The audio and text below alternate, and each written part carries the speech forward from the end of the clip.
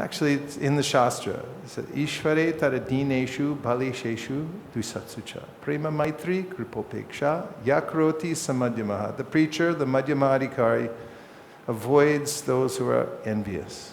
Upeksha is indifferent to them. So you don't have to put a lot of energy into the fanatics. Save you a lot of time. Look for the innocent ones. Then we talked some techniques about become a master asker. Become a what? A master asker. Because the question mark is the most powerful punctuation mark in any language. When you're asking questions, you're leading the conversation.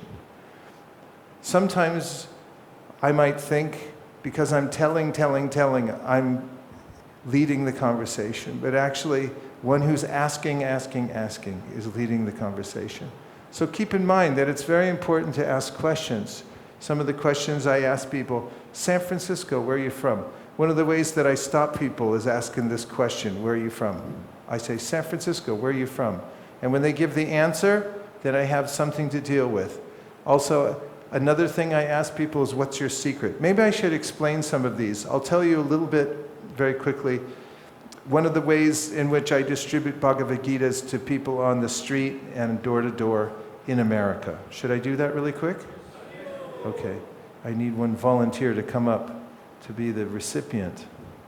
Can we have a volunteer? Come on, give him a big hand. He's coming on up here.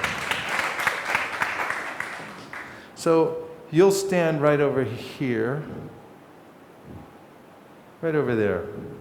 And a couple of principles. One thing is, when I'm distributing books, I don't keep it in my hand, because then people can see me from a long way away, and they think, oh, that guy's going to be after me to sell me a book. So I either keep it on the table, or I keep it in a bag, or I keep it here, and I stand back. Like, I'm not chasing you, you're going to have to come to me if you want it. And I use radar to figure out which of the people are open and interested. Where's the radar? It's in your hand. Put your hand up, just like this. Point it at somebody. See, there's a beam that comes out of here. Very powerful beam, and it hits the other person, the radar, and it'll bounce back and it'll tell you whether they're a ripe fruit or not. Okay? Are you ready? Hold up your hand. Point it at somebody, but not at me, because I can't handle all of it. Point it at somebody. Now I'm going to give you the mantra that activates the radar. Are you ready? I'm going to say it, and you all say it together. Hi. Hi. Okay, when you shoot your radar, you look around now, everyone's smiling, laughing, because it's a whole room full of ripe fruits. But if you shoot that radar at somebody, and they're not a ripe fruit, what might they do? They might ignore you. Some people ignore you. In Japan, if somebody's walking by and they don't want to talk to you, they go like this. They cover their eyes, because the eyes are the window to the soul. And some people, when you say hi, they'll say hi back, or they'll smile. You'll get a number of responses, but you're able to judge how open the person is when you say hi. Hi. He's very open. He said hi back. But it's natural, because book distribution is conscious contact. You're making a conscious contact with another living entity. And when you extend your consciousness to them, you'll see what comes back, and you can tell what's in their heart. Preliminarily, you can see whether they're going to be interested in stopping or not. The next thing that I do is I ask a qualifying question, because if I just come up and say, here, they don't know why I'm handing them the book, they don't know what's in it. But if I ask them a question like, San Francisco, where are you from? Where are you from? You're from San Francisco? Perfect, I'll show you one too. Then, as soon as he tells me where he's from, now tell me you're from somewhere else. San Francisco, where are you from? Say a place. You give him a microphone to make it more realistic. Hare Krishna. Where are you from? Same place. Pune. Say Pune. Same. Say Pune. Pune. Pune. Perfect. You're qualified. Whatever answer he gives qualifies him give. Now the next thing is when I get that qualifying answer from him, Then I say, great, I'm going to show you one, and I use the word show, because I'm not giving, I'm not selling, but I am showing. So as I hand the book over, I tell him what's in it for him, because everyone's tuned into what radio station? WIIFM. What's in it for me? So books on yoga, Hi. Hi. San Francisco, where are you from? Pune.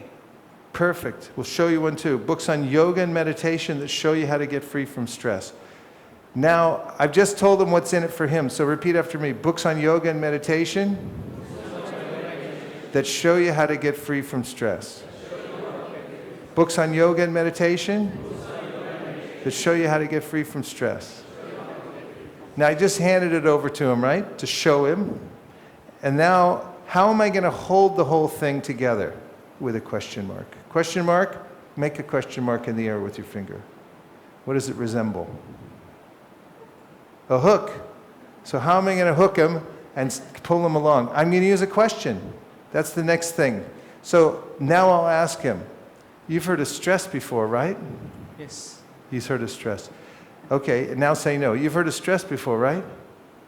What? No, I'm not stressed at all. Doesn't matter what he says, because the next thing that I'll say is, but you look very spiritual. You look very peaceful. You don't look stressed at all. Now I'm going to ask another question, and here's one of the most powerful questions that you can use when you're preaching, using, and distributing books. What's your secret? Secret for spirituality. Everyone, you say this mantra, what's your secret? What's your secret? Now what this does is it changes my relationship with him, because when I'm approaching, the idea is that I'm intervening in his life. I'm trying to convert him to something. Everyone feels it a little bit when you're out on Sankirtan. They're thinking, what's this person trying to tell me something? I already know everything. And there's a resistance. But now I'm changing that relationship, because I'm saying to him, so what's your secret? I do meditation. I knew it. I could tell. He looked so perfect. I'll show you really quick. So as soon as he tells me what his secret is, I take the book back. It's an aha moment. I knew you were into this. Now, if people in different modes in America and everywhere else, but I ask, what's your secret? You look very peaceful. You look spiritual, I tell them. Then I say, what's your secret? Some mode of ignorance, they say. I drink a lot, or I smoke marijuana, something like that. The mode of passion, they say. Oh, I work out, something like that. Mode of goodness, I meditate, something like that. Anyway, you'll get some answers from people. So that question, what's your secret? It's very powerful. Everyone turn to somebody next to you and ask them what their secret is. Come on, ask.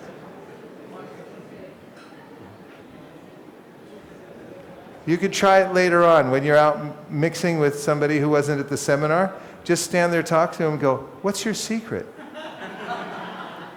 And they'll just start opening their heart and say, wow, I've been working hard lately, and, they'll tell you everything about themselves if you just ask this question, what's your secret? So let's give them a hand.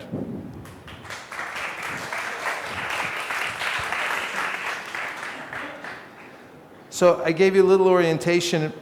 In the context, I'm using some of these questions. But the point is, throughout your presentation, when you're selling a book, when you're showing, remember to add in these questions, because the questions are not just a hook, but there are other ways that you can use it as well, and I'll show you that in a minute.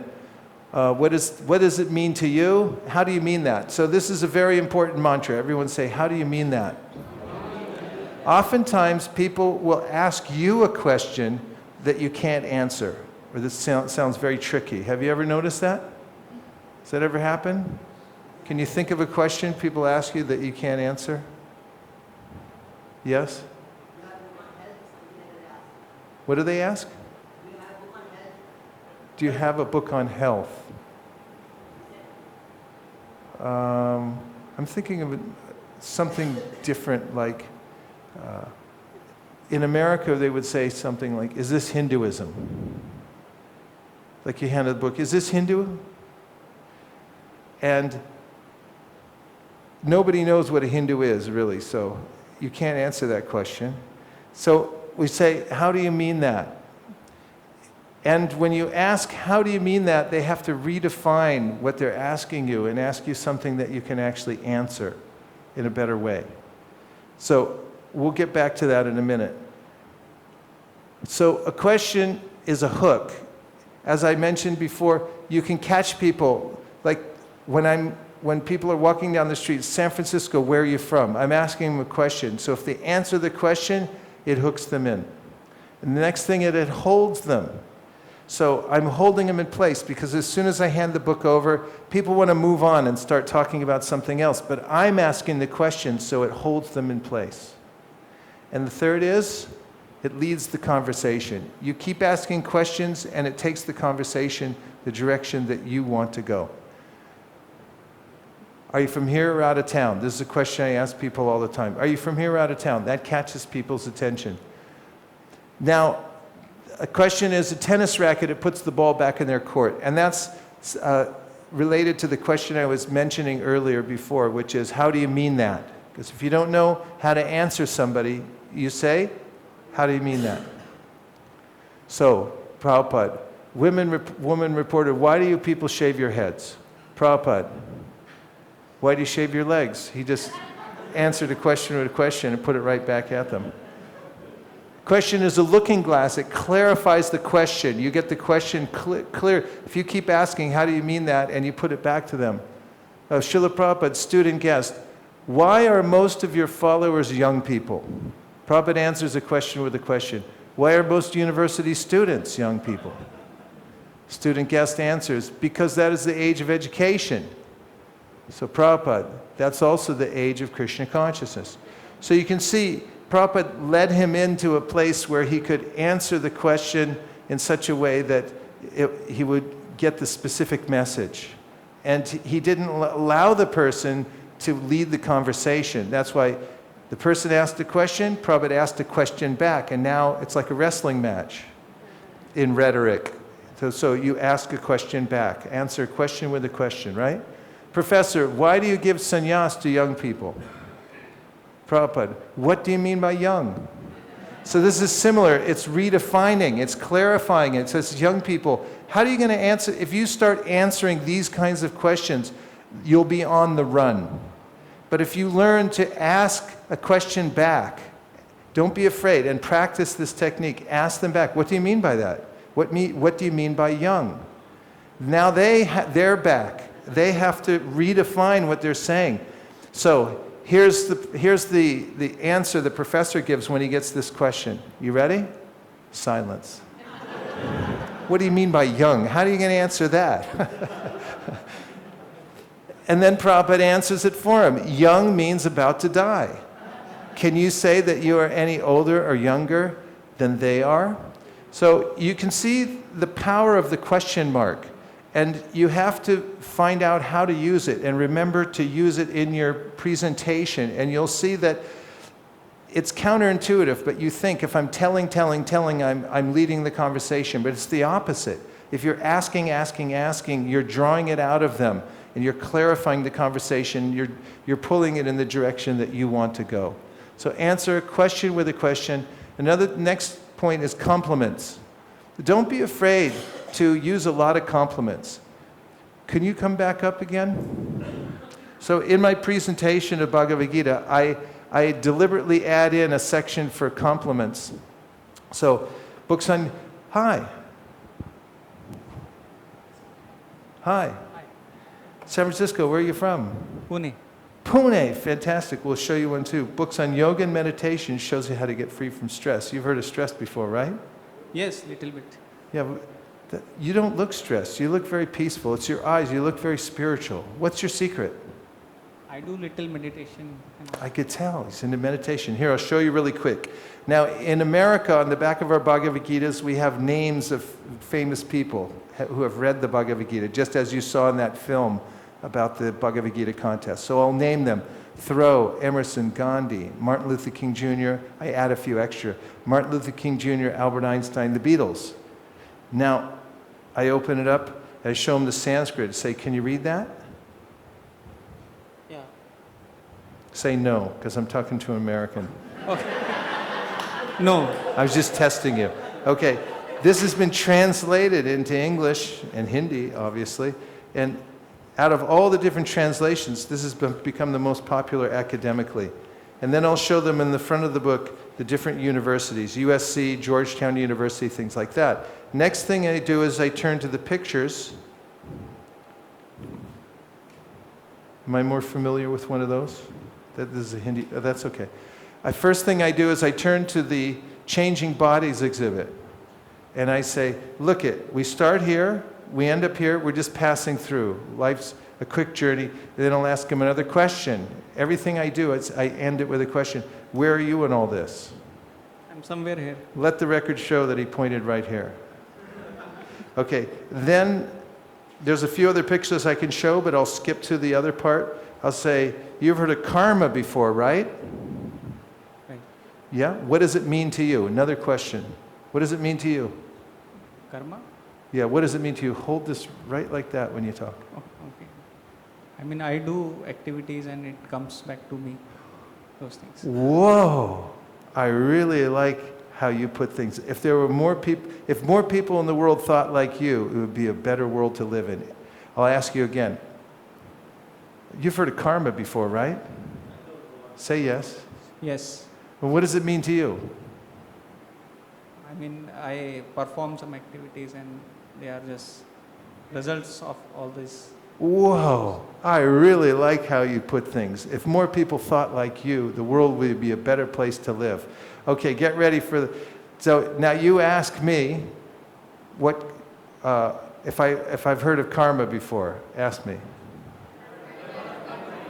Yeah? And now ask me the next question. What does it mean to you? You know, things go around, up and down, side, back, and up and down. Now you say, you wind up like this and you go, whoa, I really like how you put things. If more people thought like you in the world, it'd be a better place to live. Do you got it? Okay, ask me again. Yeah. Well, you know, what goes around's like a circle. Wow! I really like how you put things. If more people thought like you, it would be a better world to live in. Try it again. Ask me. Yeah, I heard of it. Well, you know, what goes around comes around. It's like a circle. Wow! Really like how you put things. Repeat after me. I really like how you put things. I really like it. If more people thought like you, If more people thought like you, it would be a better world to live in. it would be a better world. I met a group of Christian girls. I was taking out some devotees. They were all behind me. There's about 10 of them. And we stopped on the street corner. There's 3 ladies, and I showed them the book and everything. I got to the part about karma. I said, you've heard of karma before, right? She goes, yeah. I said, what does it mean to you? She says, it doesn't mean anything to me. I'm a Christian. I don't believe in it. I said, yeah, but what do you think generally, what the definition of it is? And she said, well, you know, it means if you do good things, then it comes back to you. You're responsible for your actions in the world and things like that. And all the devotees standing behind me, because they had just taken the seminar, they went, all at once, whoa, I really like the way you put things. If more people thought like you, it'd be a better world to live in. And they were shocked. And she ended up buying the book. Because at some point in your presentation, you need this energetic compliment to put it back to people. And this mantra that the world, if more people thought like you, the world would be a better place to live. It's a very powerful mantra.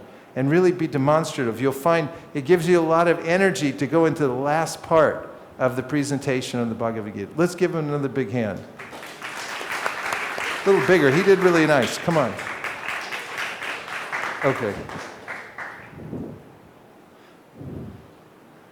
So offer compliments. Don't be afraid to offer compliments throughout your presentation, because you'll find that people really like them. They like to get compliments. Look at this. Sanatan Goswami's in jail, and he tells the jail keeper, dear sir, you are a saintly person and very fortunate. You have full knowledge of the revealed scriptures such as the Quran and similar books. And tears glided down his face through his beard when he told him this, Sanat Goswami. Then he let him out of jail. Okay, encourage the heck out of people. This is a general point when you're with your Sankirtan party or your temple, you're with your family, wherever you are. Encourage people. The world is a discouraging place, let's face it. There's a way that the material energy drags us down every day, and we have to start over. And if you're in an environment, if you get encouragement from someone, courage comes from the word cor, it's French, it means the heart. And our heart gets affected by the world. So people need encouragement. So part of being on the Sankirtan party means to encourage everybody, all living entities, whoever you meet, encourage them wherever you go. So don't be afraid to haul off and encourage people as much as possible. Empathetic listening means listen carefully to people and then repeat what they say back. And one of the ways you can do that is say, if I understand you correctly. When you hear somebody tell you something, repeat it back to them. If I understand you correctly, and then you repeat back what they said. Someone want to tell me something?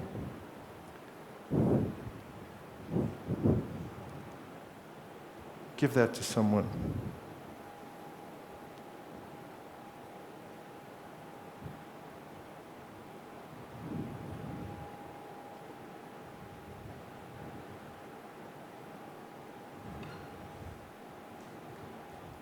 Can't quite read it. Okay. Hare Krishna, Prabhu. Yes. One thing, Prabhu. Say, go ahead. Prabhu, if we will, just as you showed, in the same way, if we meet a man and tell and give him full compliments, in spite of that, if he doesn't take the book, Give him full compliments. If I understand you correctly, you're asking me if you should still give compliments if somebody doesn't take the book? no, we told the whole thing, and then also he's not taking the book. You mean you wasted the compliment? It's okay. No problem. You can compliment. No problem. They're free. Okay. This is a very important, I'm skipping over a few points because this is one of the most important principles that I'm going to give you here. And that is you should honor objections. When people give you an objection, don't resist it, because whatever you resist will persist. So when people object to something, you appreciate their objection. This is in customer service. They have a way in which, as soon as the customer gets on the phone, my computer's broken. I really, I know how you feel. My computer broke one time too, and I know how you feel. Honor their objection. And then you can give them the solution afterwards. So oftentimes when people I hand a book to say, oh, I can't read this, or I'm a Buddhist, I'm a Muslim, I'm something else, and they hand it back, I honor that. I honor that they're a Buddhist. So, over here, quick. He's a Buddhist, so he's going to hand it right back. Books on yoga and meditation shows you how to get free from stress. First take it, then hand it back. He goes, no, I'm a Buddhist. And I go, say, I'm a Buddhist. I'm a Buddhist. Oh, beautiful. Okay, thank you very much. Next, I'll grab the other book, a different book, and I'll say, here, this one's for you. That's one for you. Yeah. Yeah, okay. So the point is, when I hand somebody a book, for instance, I hand the book and they say, oh, I'm a Muslim, and they hand it back. Sorry, I'm a Muslim. I'm a Muslim. Okay, hand it back. And then, okay, no problem here. This one's for you. Talks about Allah. Now, Allah is within everyone's heart. The purpose of life is to develop love for Allah. Now, I don't have time. So a lot of times people say, I don't have time in a big hurry, right? Thank you very much. I don't have time in a big hurry. I answer that with a question. I say, are you in a really big hurry? So if somebody's walking along and they say, I don't have time and I'm in a hurry, I say, are you in a really big hurry? What am I doing? I'm putting a hook out. If I just say, no, take it anyway, they'll resist even more. Say, I don't have time. Are you in a really big hurry? Then they say what? Yeah, I'm in a really big hurry. Then I say, do you want me to show you the 5-second version? And if they say yes, then they'll take it. So I'm asking questions. And if you have, if you get objections, first honor them and then move on to the next part. One or two words can make or break a relationship. Speech is the mirror of the soul. As a man speaks, so he is. Thank you very much. Communications 101. I hope you have a few things you can take away. Let's just hear 3 of them. Just feedback.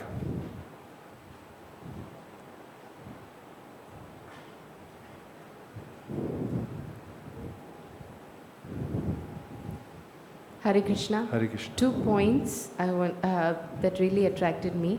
Assail philosophies, not people. Yes. Number 1. Number 2, become a master asker. Very good. Yes. Excellent. Those are 2 of the main principles. What else? Compliment and encourage. Compliment and encourage. Yeah, you'll never go wrong complimenting and encouraging. Add that in. There's more over here. Raised. What is it? Honor objections. Yes. Ask qualifying questions. Ask a qualifying question before you hand the book over so they know why you're giving it to you. What else? Asking is stronger than telling. Yes, asking is strong and telling. 2 more. Austerities of speech. Yes. Practice the austerities of speech. Last one. Who gets the last word? Yes. Emphatic listening. Empathetic listening. So when somebody says something to you, empathize with them and also repeat it back so you make sure that you heard them. If I understood you correctly, here's what you just said, and say it back to them so you listen and understand. So these are a few of the principles of communication, and you can integrate it into your daily life and definitely into your presentation of Srila Prabhupada's books. Thank you very much. Gaur Premanande Haribol.